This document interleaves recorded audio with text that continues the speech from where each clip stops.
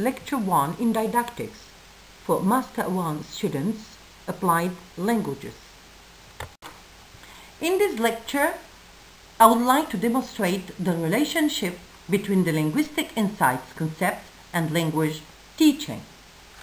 In fact, the understanding of the linguistic insights helps the teacher to design his or her own syllabus, since language description is the way in which the language system is broken down and described for the purpose of learning. So, introduction, the aim of linguistics, Langues and parole, competence and performance, communicative competence, communicative language ability, strategic competence, and of course, the conclusion. Of course, in order to understand the strong link between linguistics and didactics, we have to explain the followings. For example, the aim of and objectives of linguistics. The aim of linguistics is to provide us with explanations about language. Chomsky 1975 indicates the following. One reason for studying language, and for me the most compelling reason, is that it is tempting to regard language in the traditional phrase as a mirror of mind. According to Chomsky, linguistics is a science, since it provides us with explanations. This leads us to reality, which means any scientific theory is related to a model, which is an idealized version of reality. In the words of Widdowson 1990, the main question is how to relate models to reality. The aim of linguistics. The main concern of linguistics is the study of language, the study of words, verbs, nouns, and how they are used to construct sentences. Since linguistics is a systematic study of language, the teacher designs the content of his course from the findings of linguistic description. Therefore, knowledge of the linguistic structures provides the learners with rules to produce correct grammatical sentences. Moreover, any teaching materials require the teaching of the system of the language. So what do linguists examine? Langue and parole. These two notions are different. Langue is a potential ability. It is social. However, parole is an actual realization, and it is individual. For the Saussure, langue is knowledge in the abstract. Parole deals with acts of speech. By acts of speech, we mean acts of communication. Competence and performance. Competence is the language system, and performance is the actual behavior. Even if performance is projected from competence, it doesn't correspond to it, and this is according to Widdowson 1996, simply because what we know cannot be equated with what to do. I'm competent means that I know the rules of grammar, and I'm able to form correct grammatical sentences. But is this enough? Learners need more than grammar. They need more than the linguistic form of language. They need a certain ability to put language in context.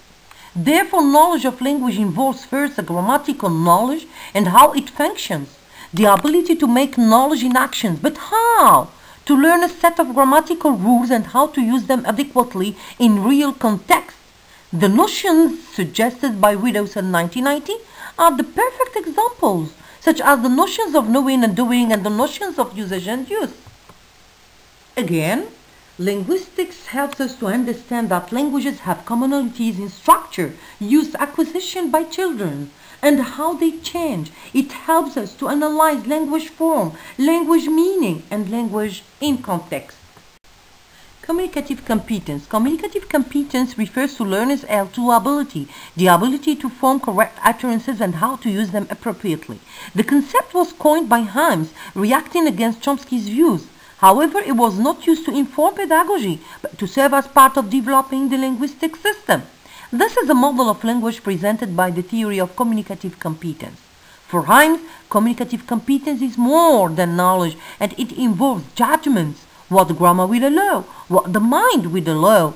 For Himes, competence is not only grammar, but also use, ability for use. This opposition has been adopted by those who seek new directions toward the communicative era. So communicative competence is based on criticism of Chomsky's linguistic competence. Now, let's talk about communicative language abilities. Others reformulated Heim's notion of communicative competence, Bachmann 1990 and Patman and Palmer 1996. They come up with two components of communicative language: language knowledge and strategic competence. What is knowledge of language and what is strategic competence? Knowledge of language, grammatical knowledge, textual knowledge, functional knowledge, and sociolinguistic knowledge. Now let's define knowledge of language. By knowledge of language, we mean knowledge of vocabulary, morphology, syntax, and phonology. Textual knowledge, how to structure and organize language into larger units. Functional knowledge, knowledge of manipulative and imaginative functions of language. On the other hand, strategic competence, the process of assessment, goal setting, planning, control of execution. By assessments, we mean evaluating the communicative situation and engaging discourse. Goal setting, how to respond to situations. Planning, what elements of language and background knowledge are required. Control of execution, organizing the required element to carry out the plan. Finally, we can say that strategic competence serves as a mediator between background knowledge and the external context. As a conclusion, any teaching material requires the teaching of the language system and how to use it in real life for effective communication. It is very important to relate pedagogic possibilities and linguistic theories. In this lecture, I tried to demonstrate the relationship between the linguistic notions and language teaching. In fact, the understanding of the linguistic insights helps the teacher to design his or her own syllabus, since language description is the way language system is broken down and described for the purpose of learning. Thus, the study of language, linguistics, and that of teaching are essential to the teachers who aim to teach English as a foreign language. An effective course should be based on linguistics and pedagogical information. Moreover, learning a foreign language is not a matter of mastering an object of academic study, but a matter of learning a means of communication is increasing throughout the world. The role of the teacher then is one of the important aspects of the changes within the field of language teaching. Today, new responsibilities come among these changes for the design and the implementation of the material.